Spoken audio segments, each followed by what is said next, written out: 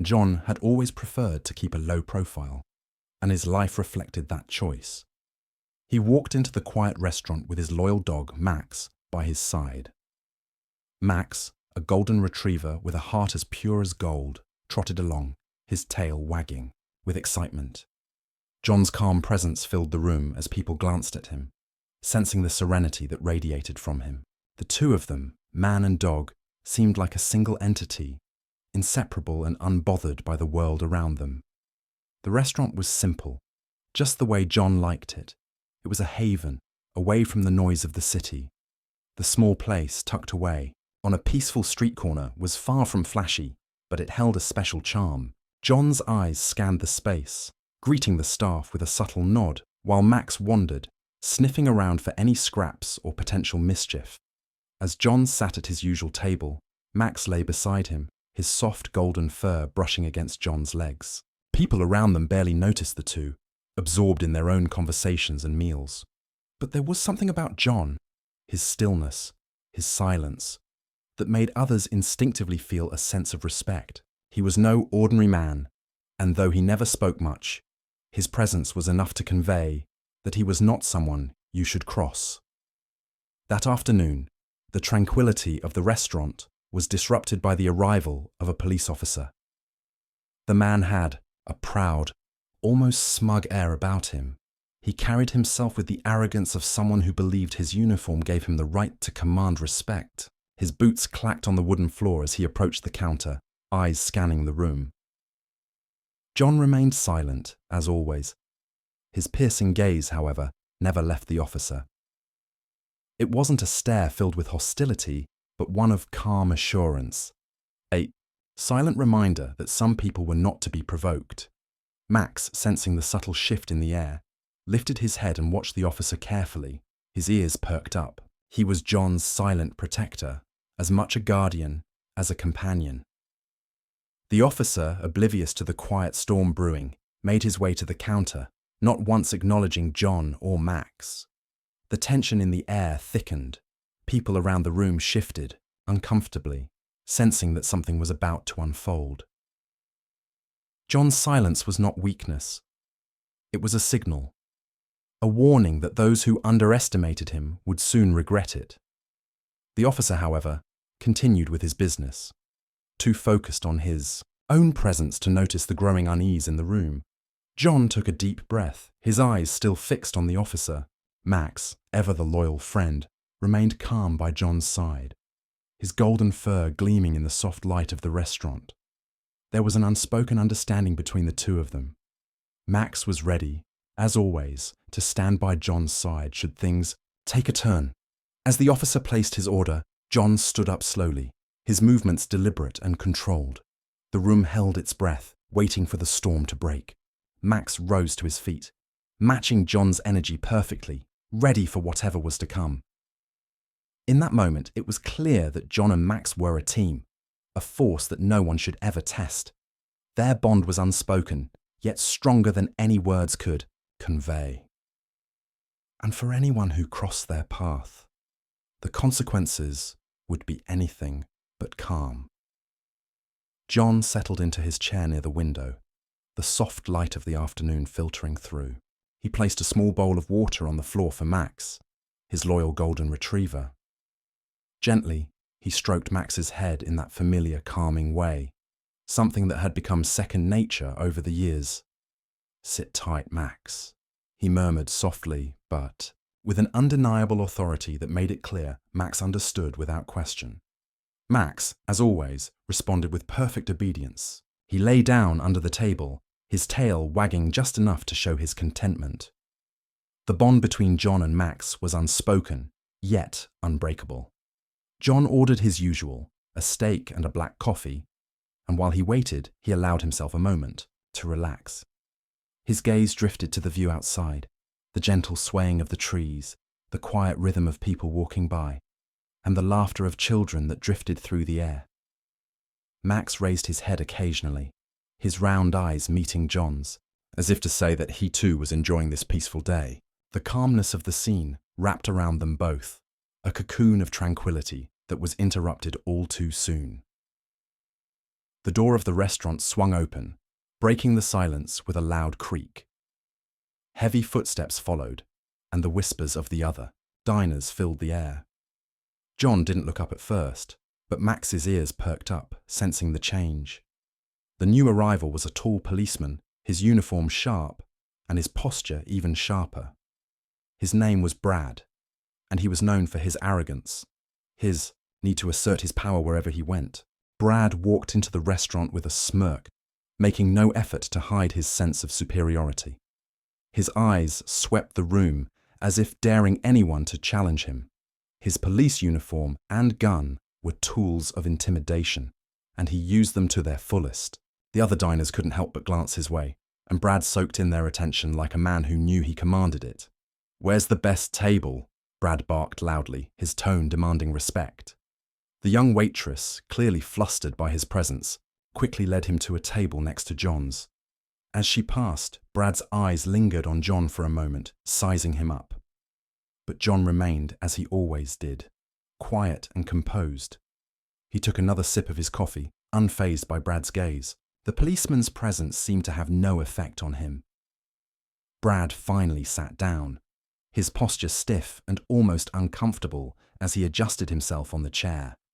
"Hurry up," he ordered impatiently, waving his hand at the waitress as if she were a mere servant. John's silence was deafening in the face of Brad's arrogance. He didn't need to speak to make his point. In a world where noise and force were often mistaken for power, John knew that true strength lay in the ability to remain undisturbed by the chaos around him. He was not a man to be rattled. Max, ever watchful, kept his eyes on Brad for a moment before lying down once more, his presence a steady reminder that John was never alone. The tension in the room hung thick as Brad continued to try and assert his dominance. But John and Max were not intimidated. In fact, the more Brad tried to show off, the more it became clear some storms were best left weathered in silence. Brad's patience had worn thin. "I don't have all day," he shouted at the waitress, his voice sharp enough to make her pale with fear. She quickly fled, hurrying to fulfill his demand. But as he waited for his food, the arrogant officer's eyes scanned the room, triumphant, as if he were a king and the restaurant his kingdom. Max, despite his usual calm demeanor, couldn't ignore the noise. He was naturally mischievous, and curiosity got the better of him. The golden retriever stood up and trotted over to Brad's table, his tail wagging with innocent enthusiasm. Max didn't see Brad's anger. He only saw the opportunity to make a new friend. But Brad didn't share the same sentiment. "What the hell is this?"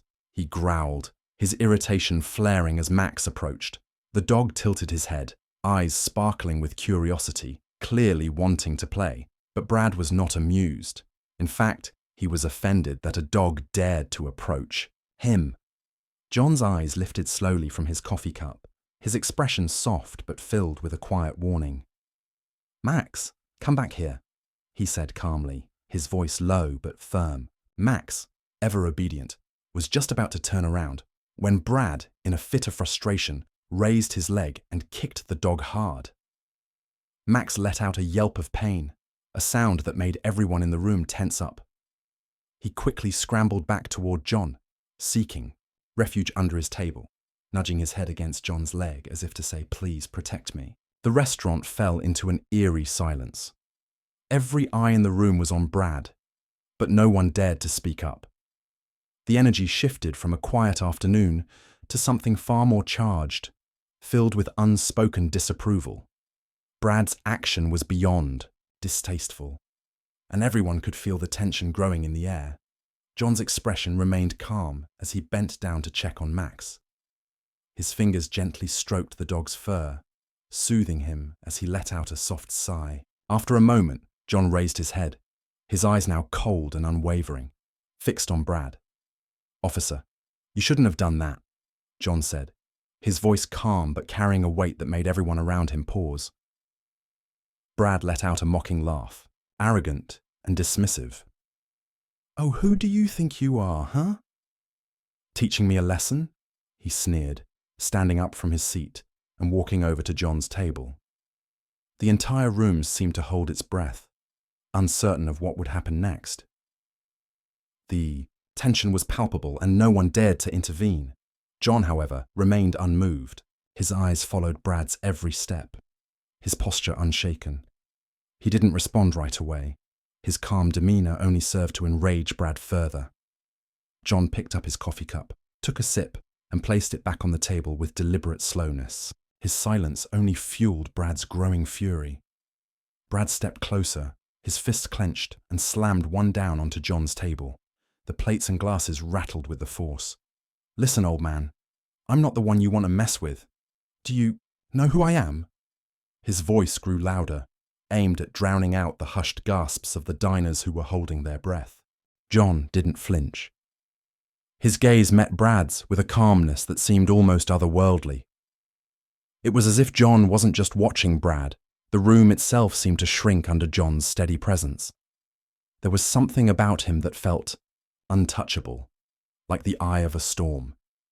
And in that moment, everyone in the room could feel it. Something was about to change. John didn't say a word. His eyes were a storm of power, an invisible warning that Brad had crossed a dangerous line. But Brad, blinded by rage and arrogance, didn't seem to notice. "You think you're so smart?"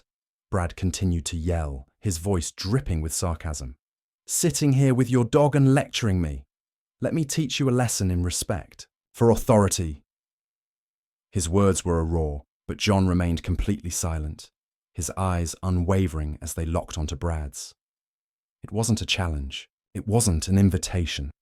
It was control, the kind that didn't need to be spoken. John remained still, his presence alone powerful enough to command attention. His hand gently moved to Max's head, stroking the dog as a silent reassurance. Max, despite the pain from the earlier kick, lay at John's feet, eyes filled with unwavering trust. The dog knew his place in John's world, and so did John. Brad, meanwhile, was growing more furious. He wasn't used to being ignored, especially not in such a public, charged situation. His temper flared, and without warning, he raised his hand, pointing a finger directly at John's face. "You're not going to answer me. Fine, I'll make you open your mouth then," he sneered, his voice filled with venom. In a sudden burst of aggression, Brad yanked a pistol from his waist holster. The metallic click of the gun sounded as he aimed it directly at John.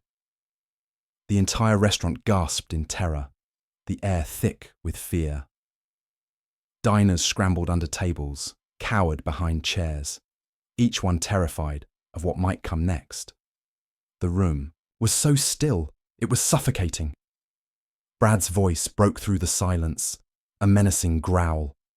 "What now, huh? Can you keep that straight face when I've got a gun in your face?" John didn't flinch. He didn't move a muscle. He simply stared down the barrel of the gun, his gaze unbroken. The calmness in his eyes was unsettling, almost unnatural. He placed his hands flat on the table, his posture straight and unyielding, as if the gun Brad held was nothing but a distant noise. "You're doing something you'll regret," John said, his voice low and firm. It was a cold, biting statement, a warning as sharp as the edge of a blade. The words sliced through the air, and for a moment, everything in the restaurant felt like it had frozen. Brad, however, only smirked, a twisted, uneasy smile that didn't reach his eyes. "Regret? Are you kidding me?" he scoffed. His voice trembled just slightly despite his words. His eyes flickered with unease, unable to hide the tension that John's gaze had brought to the surface. The silence between them stretched on, thick and heavy. It was as if there were an invisible struggle occurring. On one side, Brad's uncontrollable anger, and on the other, John's cold, restrained calmness. But even in this silence, it was clear which side was more dangerous. John slowly stood up, his height giving him an undeniable presence. As he rose, his very being seemed to fill the space between them. Brad, who had once towered over others with his arrogance, took a reflexive step back, his wide eyes betraying his fear. The gun in his hand, which had once felt like an extension of his power, now trembled with uncertainty. John's voice cut through the tension, low and steady, like thunder on the horizon. Are you sure you want to do this? No one in the restaurant dared to breathe. The air was so thick with fear that it felt as if the entire building held its breath, waiting for the storm to break. Brad tried to regain some semblance of control. "I'm not afraid of you," he stammered, but his voice no longer carried the same weight as before. There was a crack in his confidence, a fracture that John had patiently created with nothing but his silence. John didn't respond. His eyes remained locked on Brad, as if calculating every second, every movement.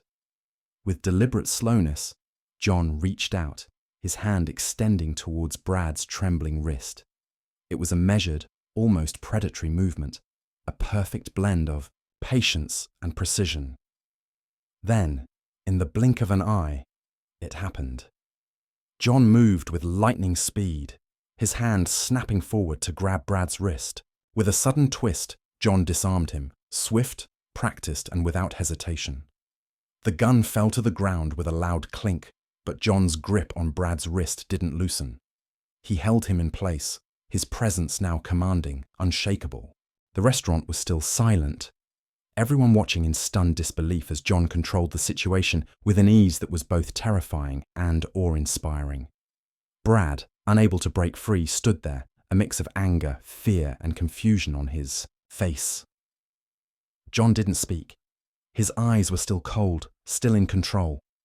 As John's fingers gripped the gun, the weapon flew out of Brad's hand.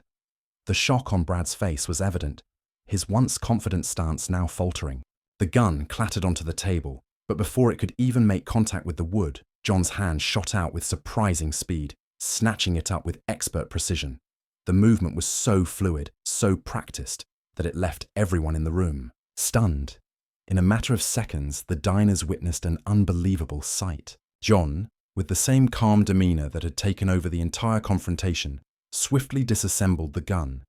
Each piece seemed to fall into place, scattering across the table in front of Brad. The once threatening weapon, now nothing more than a pile of small disassembled parts, lay helpless before John's steady hands. Brad stood frozen. His face had drained of color, his earlier aggression and confidence vanishing into thin air. Fear was now the only emotion in his eyes. He couldn't comprehend what had just happened, but one thing was certain. John was not a man he could intimidate or threaten. John didn't say another word. He carefully placed the gun's parts back onto the table, his cold eyes locking with Brad's for one final moment. Without uttering a single syllable, John turned and gently patted Max on the head. "Come on, my friend," John said softly, his voice calm, but filled with an unmistakable command. The dog, Max, who had remained obedient through the entire ordeal, stood up and walked by John's side as they made their way to the door. The quietness of their exit contrasted sharply with the stillness that filled the restaurant. As John and Max left, the glass door swung shut with a soft whoosh, leaving the diners behind in an eerie silence. Brad stood still, his eyes glued to John's retreating back. His thoughts were a whirlwind. Who was that man? How could he disarm me so easily? What had just happened? The questions spiraled in his mind, but before he could make sense of it all, he was already moving. Brad grabbed his police cap off the counter, his fingers trembling slightly, and stormed out of the restaurant, determined to find answers. At the local police station, Brad burst into the conference room where his colleagues were chatting. His sudden entrance drew the attention of everyone in the room. His face was flushed with a mix of confusion and anger. Without wasting a moment, he pushed through the crowd and walked straight to the desk of Chief Michael Grayson, who was hunched over his paperwork. "Grayson," Brad's voice rang out, a little shakier than he intended. "I need to talk to you. It's important." Chief Grayson, a seasoned officer with years of experience, looked up from his desk, a frown forming on his face as he studied Brad's agitation. "What's got you so worked up, Brad? Calm down." Brad didn't sit down. Instead, he leaned forward, his elbows planted on Grayson's desk. His voice, usually strong and commanding, wavered with uncertainty. "I just met a guy at a restaurant. He's not normal. I need you to help me figure out who he is." Grayson leaned back in his chair, his arms crossed over his chest, his expression becoming serious. What do you mean, not normal? Who scared you this much? Brad took a deep breath and began to recount the entire incident. He described walking into the restaurant, encountering John, and how the situation escalated. He spoke of John's calm, unshakable demeanor and how the man effortlessly disarmed him, breaking down the gun into pieces like it was a simple puzzle. I couldn't believe it, Brad continued, his eyes wide with confusion, his calmness, his eyes, and then he just walked out, like nothing had happened. I've never felt so powerless before. Grayson's face turned solemn as he listened carefully. His gaze sharpened when Brad mentioned the dog. Did you say he had a dog? Grayson asked, his voice low and careful. Yeah, Brad answered, a big black dog named Max. It looked like he was some kind of recluse, but there was something about him that creeped me out. I couldn't shake the feeling that there was more to him. Grayson sat up straighter in his chair, his expression now serious and guarded. He looked Brad dead in the eye, his voice soft but laden with warning. Brad, you just ran into someone I advise you never to mess with. Brad frowned, clearly not understanding. What do you mean? He's just a stranger. How could he be so dangerous? Grayson shook his head slowly, his face hardening with resolve. No, Brad, the man you just met, was no ordinary man. I'm certain that he was John Kane. The room fell silent as Grayson's words sank in. A ripple of recognition passed through the officers who were in the room, their expressions changing from curiosity to unease. John Kane, his name carried weight. It wasn't just a name, it was a legend in certain circles. Brad's confusion only deepened. John Kane? Who is he? Grayson leaned forward, his voice dropping to a whisper. John Kane is a former operative, someone with skills you cannot even begin to understand. His background is classified, but the rumors, they say he's a ghost, a man with abilities that are almost mythical. The fact that you cross paths with him, consider yourself lucky he didn't do worse. The room was thick with tension, and for the first time, Brad felt a true sense of fear creeping in. He had just unknowingly crossed a line he shouldn't have, and now the full weight of his actions was sinking in. Brad's voice rose in disbelief as he leaned closer to Grayson, his eyes wide with confusion. Who is John Kane? Grayson's face hardened as he rested his elbows on the table, clenching his fists as if recalling painful memories. John Kane was a key member of the elite covert task force, the one the government created to handle the most dangerous missions, the ones no one else wanted to get involved in. His team operated in the strictest secrecy. No names, no records, and no identities. But those who knew them, they knew they were the best, machines trained to survive, fight, and win, no matter what. Brad felt a chill run down his spine. He had faced danger many times in his career, but this was something completely different. He tried to process the information, but it didn't make sense. But he just looks like a normal guy. Grayson's voice cut through the silence, his tone firm and serious. You think that because you don't know him, John Kane is a legend in the underworld. He's known for his incredible skills, from pinpoint accuracy as a sniper, to hand combat, to his ability to survive in the most extreme conditions. What you saw today is just a small fraction of what he's capable of. And let me tell you, he's not the kind of guy you can threaten, let alone point a gun at. Brad's heart sank as he absorbed Grayson's words. His mind raced as he tried to grasp the magnitude of what had just happened. But why is he here? Why is a guy like that sitting in a small restaurant, raising a dog, and living like a normal person? Grayson sighed, a weariness in his eyes that hinted at a deeper story. John Kane left the mission many years ago. After an event that none of us have the right to know, he decided to withdraw from the underworld. He chose to live in seclusion, avoiding all trouble. I heard he chose a peaceful life to heal the mental wounds caused by war and duty. Max, his dog, was the only friend he had. They were everything to each other. Brad swallowed hard, the gravity of the situation settling in. His voice was barely a whisper. "What do you think he's going to do to me?" Grayson's eyes grew colder, his voice a warning that sent a shiver down Brad's spine. "You're lucky John Kane doesn't see you as a real threat. Otherwise, I'm afraid we wouldn't be having this conversation. Next time, be careful around people you don't know well, Brad. You don't want to be the one to bother him." Brad slumped into his chair, sweat forming on his forehead despite the chill in the room. The image of John Kane still haunted him, the way he had stood tall and unflinching, the coldness in his eyes, the way he had disassembled the gun with such precision. The man wasn't just skilled, he was something more, something that Brad couldn't quite comprehend. As the conversation ended, Brad left the police station, his mind a whirlwind of confusion and fear. He couldn't shake the feeling that he had brushed against something far larger than himself, something powerful, something dangerous, and now John Kane's name would haunt him, lingering in the back of his mind, like a shadow he couldn't escape. Later that night, Brad sat in his apartment, his body weary from lack of sleep. He had tried to shake the events of the day, but his mind refused to let them go. The coldness in John's eyes, the calmness that had radiated from him, even when Brad had pulled out his gun.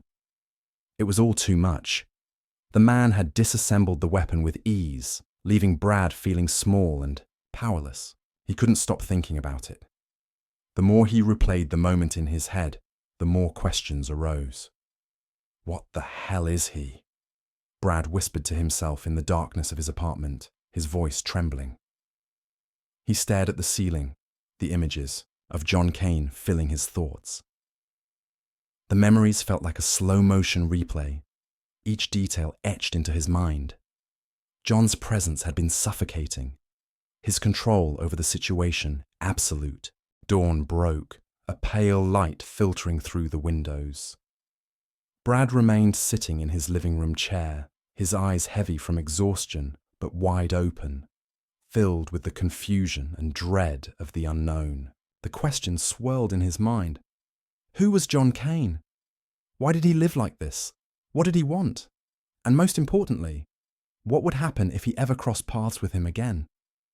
Brad couldn't stop the unease that gripped him, and for the first time in his career, he found himself afraid of a man who had barely spoken a word, yet had left an indelible mark on him. Brad sat in his apartment, the weight of the day pressing down on him. The anonymous message still lingered in his mind like a shadow, haunting him in the silence. Each word etched itself deeper into his consciousness. If you continue to abuse your power, your head will be like that gun that day. The message had been simple but sharp, and Brad couldn't shake the feeling that John Kane, or someone close to him, was watching him, waiting for him to make a wrong move.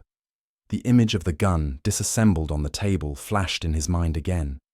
John hadn't just taken apart the weapon, he had dismantled Brad's sense of control. A part of Brad had hoped the message was an empty threat, but deep down, he knew it wasn't. John Kane was no ordinary man. The terrifying calmness in his eyes had been enough to make Brad question everything he thought he knew about power. What had Brad done to anger a man like that? And what consequences would he face now? He could feel the pressure building inside him, his thoughts spiraling out of control. He had spent the entire day trying to avoid doing anything reckless, trying to keep his composure.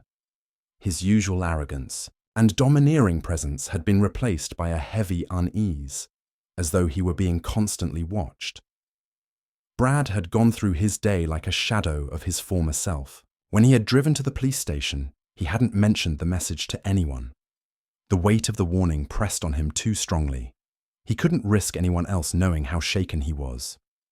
His thoughts constantly circled back to John's eyes, the eyes of a man who had seen far more than most could ever imagine. There was no fear, no anger, only an eerie calm, as if John had long ago made peace with death itself and no longer needed to be afraid of anyone. Brad's mind kept returning to that moment in the restaurant when John stood up, Max following him, loyally. It wasn't the threat of violence or the flaring of tempers that had dominated the space. It was John's presence. There had been no aggression, no words, just a cold, unyielding power that hung in the air. Brad had never felt so small, so subdued by someone's silence. And now, it was as if that silence followed him wherever he went. Who is that guy really? Brad muttered to himself, feeling as if he were being sucked into a spiral with no way out. The man John Kane had the power to control everything in the room without lifting a finger. It was a power that Brad couldn't even begin to comprehend, and now he had made himself an enemy of it. As the day wore on, Brad found himself growing, more and more withdrawn. His usual arrogance, the swagger with which he walked the streets, was gone. Instead, he found himself walking quietly, keeping his head down, almost as if trying to avoid drawing attention. The brash officer, who had once relished in making people fear him, was now a shadow of that persona. At one point, he passed a young black man sitting on the sidewalk. Normally, Brad would have walked up to him, made a snide remark, maybe even humiliated him. It was a small act that satisfied his ego, a reminder that he had power over those who were beneath him in his eyes. But today, he didn't. Instead, he just stopped, stared for a moment, and then walked away without a word. A colleague saw him, a raised eyebrow in question. "Brad, what's wrong with you today? You don't usually ignore situations like this." Brad didn't answer, only offering a faint smile. He couldn't bring himself to admit what was going on in his mind. The truth was, he felt like he was being watched, like any misstep he made could lead to consequences far worse than anything he had ever imagined. He couldn't explain why he felt this way, and he certainly couldn't confess that his unease was rooted in the fear of a man he barely knew, John Kane. As the days passed, the sense of dread only grew. Brad started to feel something he never thought possible: regret. Regret for the way he had acted over the years, for all the people he had pushed around, for all the times he had wielded his badge like a weapon of oppression. And now, he regretted crossing paths with John Kane. John had warned him in that silent, powerful way that he was not someone to be trifled with. But it wasn't just the fear of John that gnawed at Brad's conscience. It was the realization that maybe, just maybe, he had spent too long living, a life built on fear and control, never considering the consequences until it was too late. Brad couldn't stop replaying John's gaze in his mind, the cold, piercing eyes that had seen through him, understood him, and yet had shown no judgment, only indifference. John wasn't a man who needed to prove himself. He wasn't a man who cared for recognition or admiration.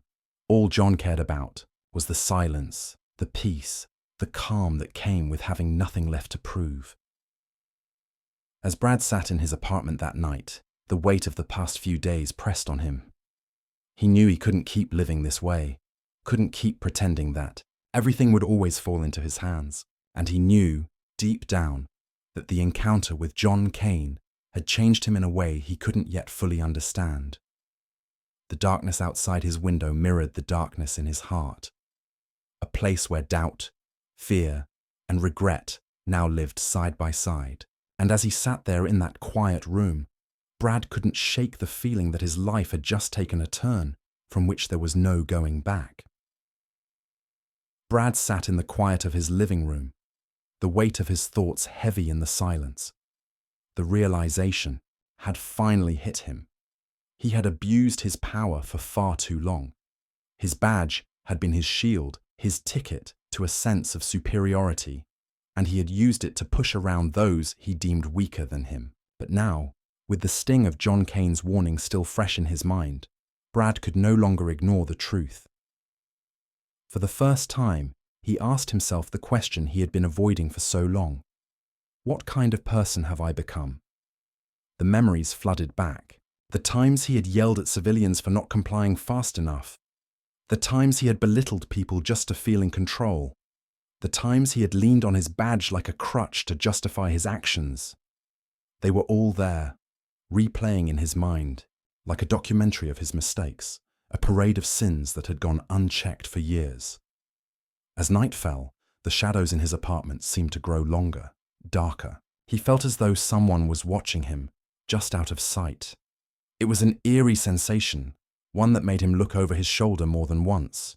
He knew, deep down, that John Kane would likely never appear before him again.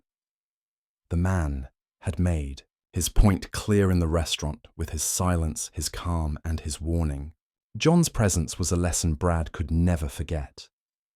The warning had been delivered not with words but with eyes, cold, unflinching eyes that carried the weight of unspoken truths.